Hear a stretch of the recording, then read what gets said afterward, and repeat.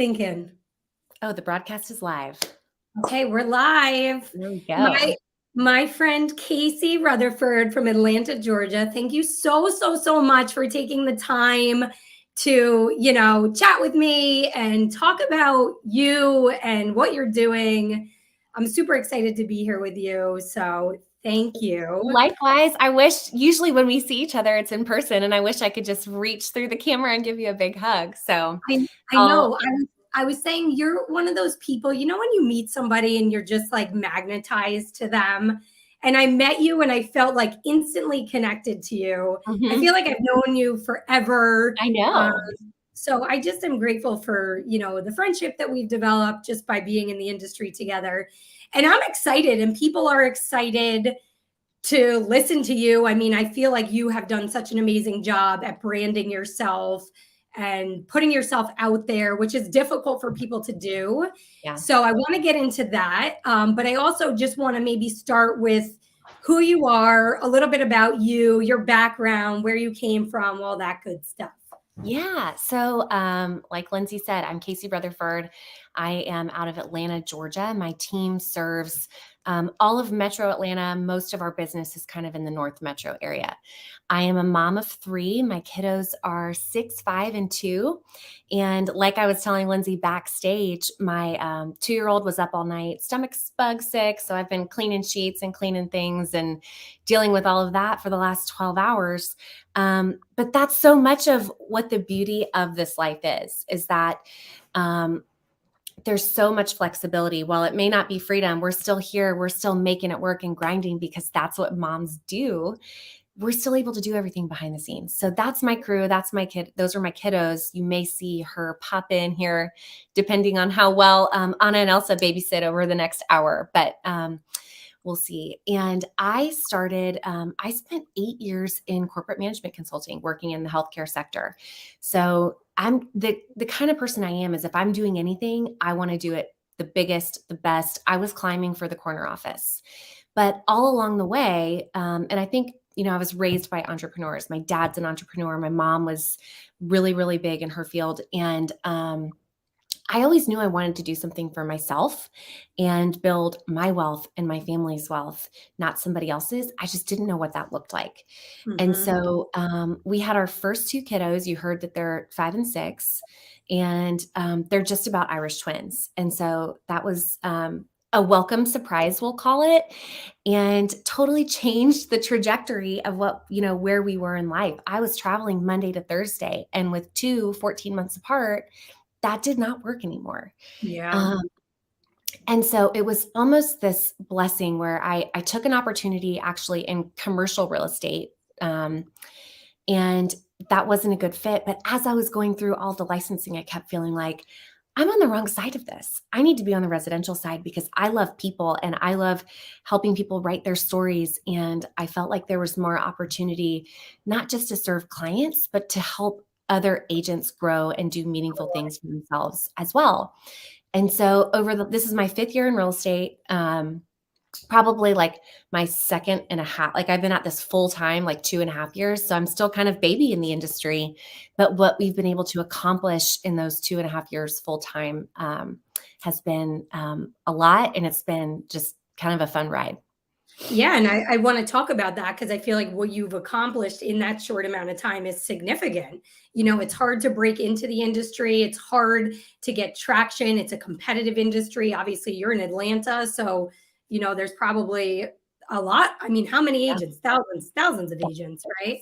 Yes. So I feel you. You're like, my kids are sick. I texted you back. My kids are sick too. I'm sick. We're just gonna roll with this. That's what we do, right? That's right. So. Yep. And I also have a background in corporate. I was in Manhattan working at Morgan Stanley. Both of my parents are entrepreneurs, so we get it. Like I lived it, I breathed it. It's in my DNA. I feel like, it's what we were meant to do. And I was reading your bio and I loved it. It said part Prosecco lover, part mother hen, all real estate. I'm like, yes, my girl. Okay, so we got the background. So here's Casey. Here you are.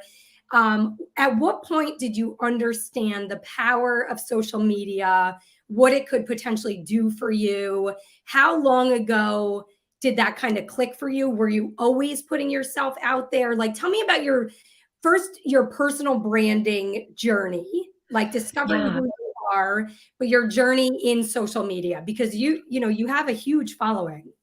I do. And so I like to tell people it was kind of a happy accident that took a lot of work. It wasn't, without challenge, but kind of how the social media piece started was not in connection with my real estate business.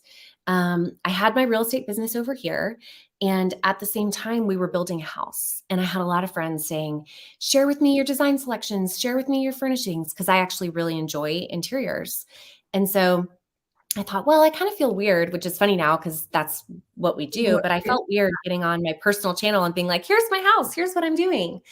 So I created a separate Instagram account for that where my friends could kind of opt in. And then, of course, Instagram starts doing the suggestion piece. So it was suggesting my new page to people that knew me, that didn't know me. And it grew, and it was really just more of a creative outlet. I was pregnant with my third. I had a 2-year-old and a 3-year-old, and I was selling like 6 or 7 houses a year. So not much. This was, 3.5 years ago. And so I started that Instagram account and I documented our build and I documented furnishing our house. And a huge blogger shared our home, and I went from like 400 to 7,000 followers, like literally in 24 hours. Yeah. And so it was like, oh my gosh. And I can't turn the entrepreneur in me off. And so when that happened, it went from like, here's our cute little account documenting the process to now I have something that maybe I can monetize, Yeah. maybe this can be something more. And so I ran with it for a little while. And what I learned was that real estate and home decor, which is what I was talking about on that account, were really interchangeable. And so before everybody else was getting on their stories and doing home tours, I was doing that 3 years ago. And my direct messages just started flooding with people being like, can you be our real estate agent? I didn't know you sold real estate. So that was a big missed opportunity that I hadn't been leveraging. Yeah. And as that started to happen, I realized the power behind it, because I'll never forget there was a day that a lady called me and she said, hey, I found you on the internet. She didn't specify Instagram. She said, I found you on the internet. We have a $1 million house to sell and a $1.5 million home to buy. And in Atlanta, the average, price point is around 375. Back then, probably 350. So, me being pretty new in my career, that was huge. Dude. Yeah. And I was like, okay, it's like fake it till you make it, right? Like act confident, play the part. And so I was like, yeah, I can help you. Let's do this. And so as we got into it, I said, if you don't mind me asking, what about me drew you in? Like, why did you choose to work with me? And she was like, oh, I felt like I knew you. By the way, is the baby walking yet? They do know you. They're following your story. You know me. And so it was so interesting because I had friends and families and people that I consider to be extensions of my sphere, right? Like my best friend from high school's brother that was calling me. But when people started falling into my lap like that were like, I know you, I like you, I trust you because I'm watching you every day, the light bulb went off for me. And in the last 12 months, we closed just under 20 million from Instagram alone. Yeah. I mean, And so for us, like that was really what helped me take my business from 0 to 60. And I think that because I started it not with I'm a real estate agent and I'm going to build a real estate social media page, I learned how to do it in a different way right out the gate that actually builds that relationship with your audience. And yeah, so let's talk about that, because Yeah. I think where people, especially real estate agents, and I know there's other people that were excited about listening to this that were in different industries, so I think it applies to anything, but to try and get away from the just listed, just sold, look at me, I'm a realtor, and allow them to understand who you are as a human, right? You're a new mom, you're pregnant, you're building a house. Like we call it documenting the process. Like you said, when you started your page about your construction journey, like just documenting what you do and who you are. And then people feel connected to you in a way that they wouldn't otherwise. And if you don't do it, you're a secret agent. That's right. People just don't know what they don't know. That's right. So I think I believe the biggest misconception with social media is just the fear. It's fear. It's being afraid. It's you don't like the way you look. You don't like the way your voice sounds. So touch on that. Did you have any of that when you started? Oh my gosh. I mean, I think if you could scroll back through my phone, I didn't just hop on Instagram stories and talk the way I do now on the fly, regardless of what's happening. I probably had 100 takes Yeah. of a story, you know, before I would actually splice it, because back then you had to actually splice it into 15-second clips before you could put a 1-minute video up there, and Instagram would do it for you. And I was doing all of that before I could even get up there. So, I think it's so easy for people to say, well, she does it and it's so natural. It Right. just comes so easy. Well, I started 4 years ago, like 3.5, 4 years ago. And so just like anything else, if it's prospecting or scripting, that's a muscle that you have to build. And the more you build it and the more you do it, it just becomes second nature. And then you actually realize that when you're on the fly and you come in and things happen, that makes you more relatable. You're Yeah. not so untouchable and you're not so scripted. And, people relate to that. And that's what builds relationship with people. Yeah. And like you said, people do business with people they know, like, and trust. And Mhm. that's what it comes down to. And they want to see you in your, in the mess of your kids and just doing things that make you an authentic human being. And that's what I said. You're just as authentic in person as you are in your beautiful, obviously find Casey on Instagram. Your page is so aesthetically pleasing. Thank you. Like your color scheme and everything is just like so you now that I know you. Yeah. So let's talk about, I always tell people through the journey of maybe real estate or life, what is a failure maybe that has taught you the most significant lesson with your career and where you are now? Honestly, I think it's just believing that the hard thing about how I built my business using social media is that from the beginning, I didn't have to get out there and build and prospect and hit the phones and do things the way that a lot of other people have had to start building. And so in a lot of ways, I feel like I've had to backtrack to build those muscles on the back end. And in a way, I think it glamorizes this job, right? This job is great. It's easy. Like I call it, it's like the most flexible job. And actually, one of my lenders said yesterday, it's the most flexible job with the least amount of freedom. Yeah. Because, and that's so true.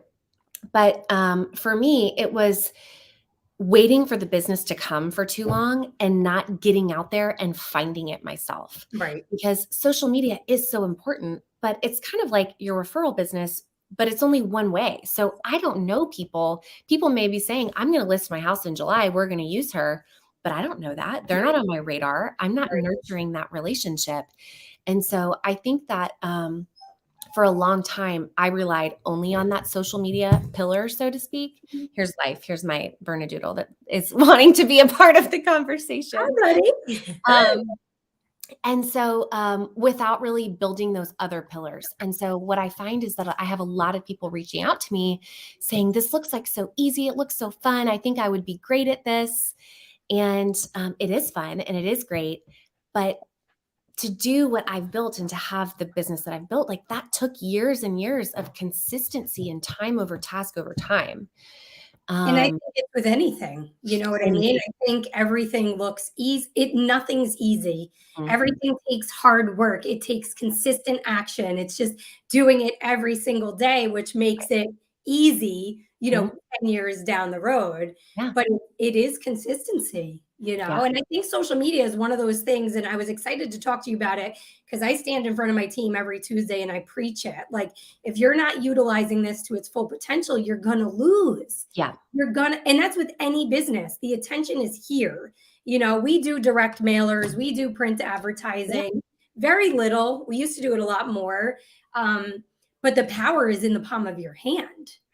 And the thing I love about that, and the thing that is so important to me is, we all do client care calls. We all, reach out to our database once a month or quarter or however much it is for you. But if we spend, let's say, 3 hours on the phone, right? Maybe we hit 20, 30 people on our call list. In those 3 hours, I could have created maybe 5 social media posts that are engaging. And instead of reaching 30 people in that 3-hour time block of time, I'm maybe reaching 300, 3,000, thirty Mhm. thousand. You don't Yeah. have to have 30, 40,000 people following you on Instagram for one of your reels to reach 30 or 40,000 people. Yeah. And so, and the beauty of that too is, so often I think real estate agents are saying, well, I don't want to be salesy. I don't want to call and bother my people. And it's, well, there's a whole nother conversation about that. But the great thing about social media is that our consumers on the other side of our feeds and our channels are electing to consume our content. We are Right. meeting them where they are. We are meeting them in the carpool line, in the grocery store aisle, wherever they are killing time, they're choosing to consume our content. Yeah. And if we can be strategic to stay in front of them, we can maintain that mind share. I think, most people know on average 19 real estate agents, but there's room for 2 in the top of their mind share. So how do we stay there? Well, if I show up every single morning, and my goal, Lindsay, is that when you pop into your Instagram every day, my face is one of the first 4 you see at the top of your story bars, right? Mhm. Because if Yeah. we're doing it right, then people, maybe they're not even looking to see what it is, but they see my face and it's like, oh, there's Casey. She's a real estate agent. And I'm staying in front, like top of mind, just by being there every day and just by showing up. And that's so much more effective than just my once a month or once a quarter call. How often are you posting? Right. Well, in the last 2 weeks, we've had some shifts in our team, but so I've been like onboarding people and going crazy. Up until last Monday, every single day, we had 2 stories go up at 7:45 in the morning, just like clockwork. We do a this or that, do you like this kitchen or that kitchen, black cabinets, white cabinets, whatever it is. And the reason for that is because the more we have people choosing which one they like, they're engaging with our feeds. It's telling Of course. Instagram, "Ooh, I Yeah. like this person," right? And so if at 7:45 they've already chosen we like the black cabinets over the white cabinets, when my post goes live at 8 a.m., Instagram already knows that, hey, this person likes Casey's content. So let's show them the post that just hit 15 minutes later. Right. Yeah. And so Yeah. we have a system for that. And between 7:45 and 8, I'm engaging with other real estate agents, other, community members, here's my little assistant and her little unicorns coming to say hello. I'm engaging and then engaging from 8 to 9 o'clock. I mean, it is work. It is a job. We're not just Do you posting respond? Go ahead. it. Go ahead. I was going to say I think the power too is in people forget to respond to people that are engaging with them. Do you Yep. respond to every person that maybe comments or likes or anything Yeah. that's happening within your post? You're engaging back with them. Yeah, it's And important. yes. And I'm not only engaging back with them, depending on how much time I have, I'm clicking their account, going to see if they've posted anything recently, Mm, and then also commenting on their stuff as well. yeah, And that's not like a like for like. It's, hey, you're engaging with me. I want to engage with you and show you that, one, thank you for engaging with my content and caring. And 2, I care about you as well. So let me yeah. see what's going on in your life. And that's really what I think allowed my account and my presence to grow, because I went all in on engagement. Hey. So I think going back to like the initial fear, right? The fear of failure, the fear of people talking smack, right? That's a real thing. Yeah. What's your best advice in just getting over that, forgetting what people think, forgetting how you look, how you sound? What's your best advice on that? I think at the end of the day, no, this is not Daddy. This is Miss Lindsay. Can you say hi to Miss Lindsay? This is real mom life, right? Um, Totally. I think that the biggest thing is just doing it, and you have to build the muscle by doing it. And I think Kyle Whistle was the one that said this. People don't like the way they look and the way they sound, but guess what? That's the way you look, and that's the way you sound. We said that to an agent the other day. We're like, just so you know, we're looking at you. We can see you. Like, we know what you sound like. We know what you look like. Well, and I laugh and I tell, my agents and the people in our modern agent group that we're not trying to catfish our clients, right? If we look different and sound different online than we do in person, that's like a total bait and switch, right? We are who we are. So show up, be authentic. And that's really what is the most relatable. But it is hard because human nature is that we care what other people think. But I think it's just like anything else, right? It's how do we get our agents on the phone? How do we, encourage them to do X, Y, and Z activities? When you tie that to a bigger purpose and a bigger why, I think that's where it's like, providing for my family and using this tool to do so and to build my business and to serve more people. Yeah. I don't care as much about myself. If I care more about the people I'm serving and the people I'm supporting, what other people think of me just becomes totally irrelevant. You want to watch it? Okay. So, I mean, have you dealt with people maybe in your circle, in your space, hating on you or judging? Oh my gosh. Yes. Thank you. Oh my gosh. I've had we talked about this a little bit when we were at the video conference in Vegas. Yeah. Then I'm trying to set up a Mickey Mouse here thing. So okay. I apologize for the live. No, this is live, true life live. But this is it. People don't want to get on here and admit that like these types of things happen. Right. And that we have to deal with these things in our real life. It's like, I want to be perfect. Well, guess what? Nobody's perfect. Nope. It's not perfect. Business isn't perfect. Everybody has these days. No, this one. Everybody, it's me, Mickey. I'm failing. It's broken. What's her name? No, this one. I'm sorry. Can I get a snack? Can I be right back? Can you give me 30 seconds to parent and talk to our people for a second? Oh my God, I love it.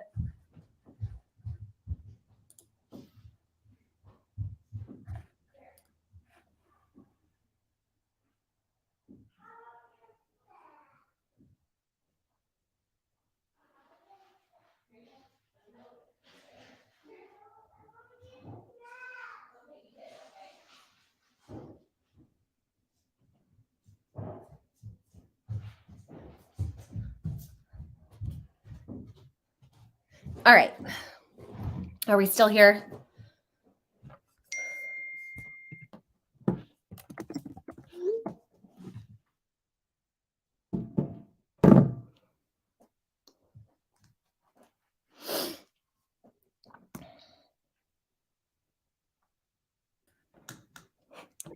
Sorry.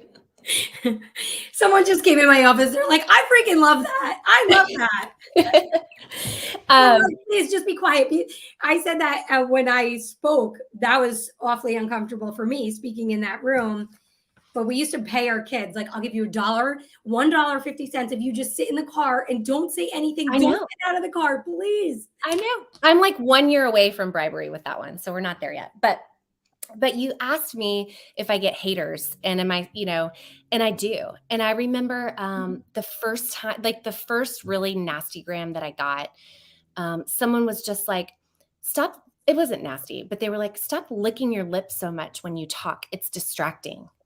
And you should wear lipstick. And, and then people start commenting on your parenting and you shouldn't do this, that, and the other. And I'll tell you, for a little while, it bothered me and I would lose sleep about it. But then, it's so easy for us to focus on the one person on the internet that just gets on to troll versus the hundreds that are there to love and support us. Yeah. And when I had the mindset shift of like, oh, Karen's having a bad day, right? Karen's lashing out because Karen's having a bad day. I'm glad that I'm not in her shoes.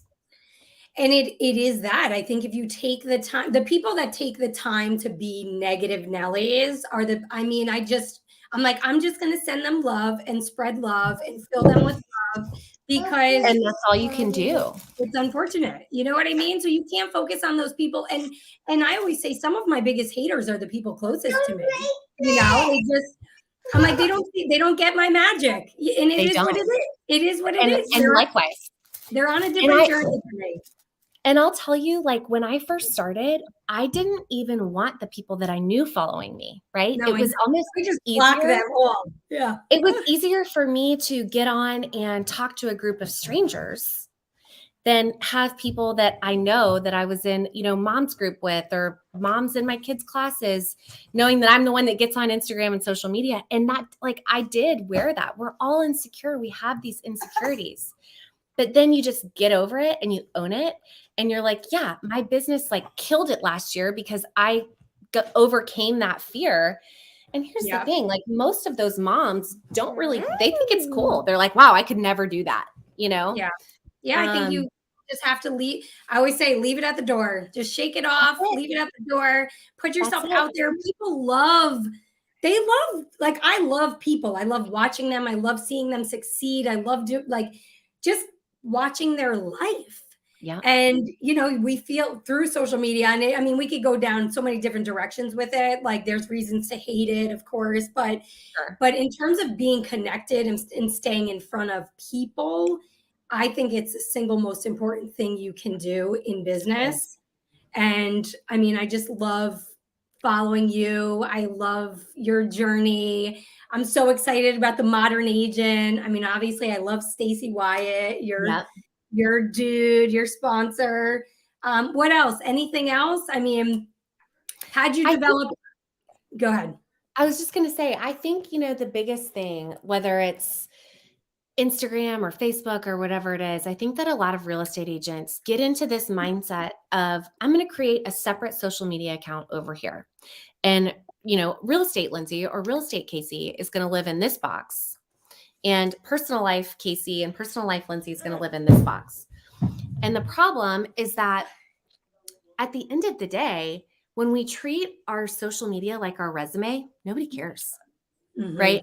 The one person that closed on the house cares and their mom cares. But once we're doing hundreds of those, you spilled it. I'm so sorry. Hundreds of those a year. We're crying over spilled milk in the Rutherford house today. Once you do so much of that a year, nobody cares. So they opt out. So they're not even seeing your real estate post. They don't even remember that you're in real estate because they're like, unsubscribe. You're like the annoying guy at a party that only talks about work. Yeah. Yeah. Show pieces of you.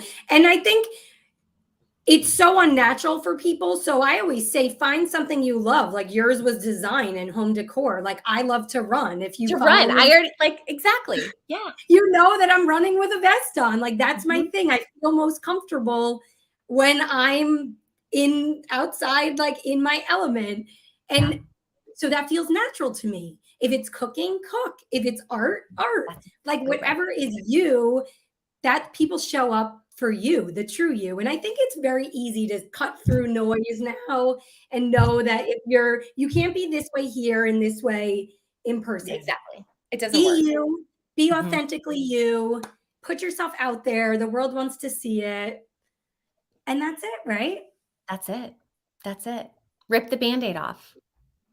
I would say if you're talking to your team or anybody watching, start by trying to post I want everybody in your community to see your face in a story once a day.